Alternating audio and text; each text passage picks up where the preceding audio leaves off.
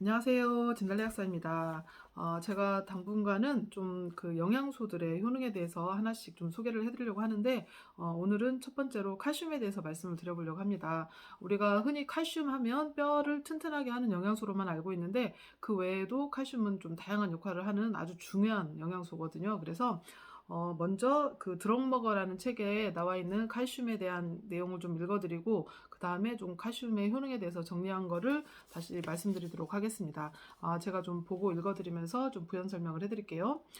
우리는 칼슘이 뼈와 치아의 건강에만 이로운 것으로 생각하기 쉽다. 그러나 칼슘은 혈압을 정상적으로 유지하는 데도 필요하다. 또한 칼슘은 근육을 적절하고 편안하게 유지하도록 해준다. 따라서 경련이 자주 일어나는 사람은 칼슘이 부족한 것이 아닌지 의심해 볼 필요가 있다.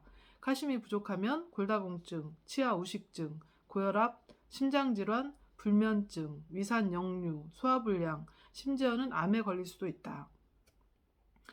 칼슘은 체중 감량을 위해서도 필요하다. 칼슘이 부족하면 당신의 몸은 칼슘의 결핍을 해결하기 위해 부갑상선과 신장에 신호를 보낸다. 그러면 부갑상선과 신장에서 호르몬이 분비되어 인체에 필요한 칼슘을 확보해준다. 그러나 이 과정에서 지방의 생성이 촉진되어 당신의 몸은 뚱뚱해진다. 간단히 말해서 칼슘의 농도가 낮으면 당신의 몸은 엉덩이와 복부에 지방을 더 많이 축적하게 된다. 네, 이런 내용을 처음 들어보셨죠? 또 여성들이요, 매달 월경 때마다 사람들의 머리를 닥치는 대로 쥐어뜯고 싶은 마음이 생긴다면 칼슘을 섭취해보라. 칼슘은 기분의 변화를 조절하고 민감한 감정을 누그러뜨리고 유방의 압통을 가라앉히며 단 것에 대한 갈망을 감소시킨다. 또한 또 중요한 내용인데요. 칼슘은 폴립의 형성을 억제함으로써 대장암을 예방해준다. 네, 그래서 대장암을 예방하는 중요한 영양소로 꼽히는 게 바로 칼슘입니다. 채소를 충분히 섭취하지 않은 사람은 칼슘이 부족해지기 쉽다. 우리가 우유에서만 칼슘을 섭취하는 걸로 생각을 하고 있는데요. 채소에서 섭취하는 게 굉장히 많다고 합니다. 녹색 채소에는 우유보다 더 많은 칼슘이 함유되어 있다. 이 말이 믿어지지 않는 사람은 젖소가 무엇으로부터 칼슘을 얻는지 생각해보라. 젖소들은 하루 종일 초원에서 풀을 뜯는데 젖소가 고관절이 골절되었다거나 골다공증에 걸렸다는 말을 들어본 적이 없다. 인간도 젖소처럼 채소로부터 칼슘을 섭취해야 된다고 생각한다. 골절 환자에게는 칼슘 이외에도 다른 미네랄, 특히 마그네슘이 필요하다. 칼슘과 마그네슘 사이에는 흥미로운 상관관계가 있는데 이는 마그네슘이 칼슘 흡수에 기여하기 때문이다. 마그네슘이 충분하지 않으면 칼슘이 연조직에 축적되어 관절통을 유발할 뿐 아니라 뼈와 혈액 중에 칼슘 농도가 떨어지게 된다. 이렇게 되면 당신은 칼슘을 더 섭취하게 되는데 마그네슘 없이 칼슘만 섭취할 경우 상황을 더욱 악화시킬 뿐이다. 따라서 칼슘 부족의 문제를 해결하는 방법은 칼슘과 함께 적정한 마그네슘을 같이 섭취하는 것이다.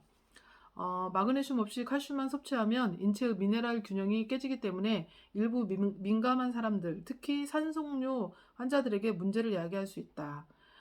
또 나아가서 칼슘의 흡수를 촉진하기 위해서는 비타민 D가 필요하므로 매일 햇빛을 쬐이는 것도 잊어서는 안 된다. 네, 그래서 칼슘의 흡수를 촉진하기 위해서는 꼭 마그네슘을 같이 섭취하는 게 좋고 또 비타민 D를 같이 섭취하는 게 좋다고 합니다. 그래서 요즘에 그 미네랄 영양제에는 칼슘과 마그네슘과 비타민 D가 같이 이렇게 혼합되어 나오는 제품이 되게 많은데 바로 이런 이유 때문입니다. 그래서 칼슘은 어떤 형태로 섭취하는 것이 가장 적당할까? 결론적으로 말하면 구연산 칼슘이나 글루콘산 칼슘이 가장 이상적이다. 이런 거를 이제 유기산 칼슘이라고 하는데요. 유기산 칼슘이 좀 흡수율이 굉장히 좋다고 볼 수가 있습니다. 탄산칼슘 제제는 좀 예전에 쓰였던 제제고 요즘에는 많이 쓰이지 않고 있는데요. 탄산칼슘은 소화되기가 어렵고 위를 떠난 후 많은 위산을 만들게 한다. 따라서 탄산칼슘은 위산가다나 위산역류, 위궤양 환자에게는 적당하지 않다. 그래서 되도록이면 구연산 칼슘이나 글루콘산 칼슘처럼 유기산 칼슘을 섭취하는 게 좋습니다. 변비나 근육 약화, 정신 혼돈, 신장 결석, 철결핍성 빈혈, 부정맥 등이 나타나면 칼슘의 과잉 섭취가 아닌지 의심해 볼 필요가 있다. 예, 이렇게 드럭머거라는 내용에 이런 내용들이 나와 있습니다. 그래서 이제 칼슘의 그 효능을 이렇게 간단하게 설명을 해보자면 먼저 이렇게 딱딱한 우리 뼈와 이빨을 많이 형성을 하고 있습니다. 뼈와 이빨 이런 쪽에 한 99%의 칼슘이 이렇게 들어가 있고요. 나머지 1%가 혈액 중에 이제 존재를 하면서 굉장히 중요한 역할들을 하는데, 규칙적인 심장 박동과 신경 자극을 전달하는 역할을 하고요.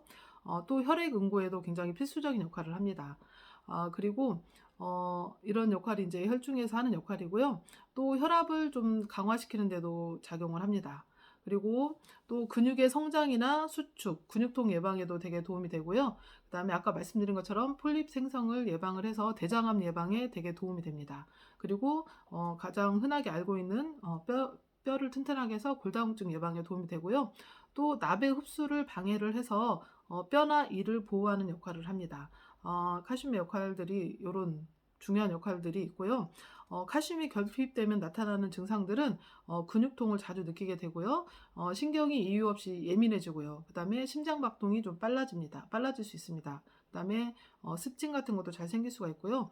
그 다음에 고혈압이나 류마티스 관절염, 충치, 불면증, 연화증, 그 다음에 손톱이 쉽게 갈라지거나 혈중 콜레스테롤의 상승 같은 그런 증상들이 칼슘 결핍으로 인해서도 생길 수가 있습니다. 그래서 칼슘은 한 번에 다량을 복용하는 것보다는 좀 소량을 여러 번에 나눠서 복용하는 게 좋고, 한 번을 복용을 한다면 이제 숙면에도 도움이 되기 때문에 저녁 식후나 취침 전에 복용하는 것을 추천해 드립니다. 그런데 이제 드시지 말아야 될 분들은 주로 이제 신장병이나 신장결석이 있는 분들은 칼슘제 복용을 금하는 게 좋고요. 또 칼슘하고 철분 같은 거를 같이 복용을 하시면 둘 중에 하나가 경쟁적으로 흡수가 되기 때문에 둘 중에 하나가 흡수가 좀 잘 안 될 수가 있어요. 그래서 칼슘이나 철분은 동시에 복용하지 말고 2시간 이상 시간을 간격을 띄어서 복용하시는 게 좋습니다. 되도록이면 뭐 하나는 아침에 하나는 저녁에 이런 식으로 시간을 좀 더 멀리 띄면 좋겠죠. 그리고 지금 복용하고 있는 칼슘제를 따뜻한 물에 넣고 흔들어 본 이후에 24시간이 지나서도 그게 용해되지 않고 그대로 있다면 요거는 이제 흡수율이 굉장히 떨어진다고 보시면 되고, 이럴 경우에는 아까 말씀드린 그런 유기산 칼슘제로 바꿔서 드시는 게 좋습니다. 그리고 칼슘을 너무 많이 섭취를 하게 되면 아연의 흡수를 방해할 수 있기 때문에 너무 과량 섭취하는 것도 좋지는 않다고 합니다. 그리고 이제 아까 말씀드린 것 중에 하나인데, 칼슘의 흡수에 영향을 미치는 것은 칼슘과 마그네슘, 비타민 D가 충분히 같이 복합적으로 들어있는 게 도움이 되고요. 그리고 적당한 운동도 칼슘의 흡수를 촉진을 한다고 합니다. 그리고 이제 칼슘의 손실을 유발하는 것들이 있는데, 육류 섭취를 너무 많이 한다거나, 그다음에 흰 밀가루를 많이 섭취를 한다거나, 청량음료 같은 걸 너무 많이 섭취를 하다 보면 뼈에서 칼슘을 많이 이렇게 손실시키기 때문에 그런 것들은 되도록 피해 주시는 게 좋고요. 주로 야채, 과일, 도정하지 않는 곡류 등이 칼슘이 많은 식품이고요. 그 다음에 되도록이면 이인이 적은 식품을 선택하는 것이 좋다고 합니다. 그래서 이런 것들이 이제 칼슘에 대한 내용들입니다. 그래서 아까 말씀드린 것처럼 우리 어떤 구조적인 뼈나 이빨 같은 게 튼튼한 것들을 유지하는 데도 되게 중요하지만, 그 1%의 칼슘이 우리 몸에서 심장 박동이라든가 신경 자극, 그 다음에 혈액 응고 같은 진짜 생명에 관계되는 굉장히 중요한 역할을 하기 때문에 우리가 식이칼슘 아니면 이제 식이칼슘이 부족하면 그런 영양제를 통해서라도 충분한 칼슘을 섭취를 해줘야만 이런 기능들이 원활하게 이루어지기 때문에 근데 실제로 우리가 음식 속에서 칼슘을 충분히 섭취를 못하고 있다고 그래요. 그래서 좀 영양소를 통해서라도 이런 미네랄 제품, 칼슘과 마그네슘과 비타민 D가 들어있는 미네랄 제품을 좀 섭취를 해주시면 이런 다양한 효과를 보실 수가 있으니까요. 비타민만큼이나 아니면 그 이상으로 저는 미네랄이 되게 중요하다고 보고 있습니다. 그래서 저희 약국에서도 이렇게 미네랄을 한번 사드신 분들은 좀 꾸준히 재구매를 많이 하시거든요. 그래서 여러분들도 좀 미네랄도 비타민뿐만 아니라 이런 미네랄도 좀 꾸준히 복용을 해보시기를 추천드립니다. 감사합니다.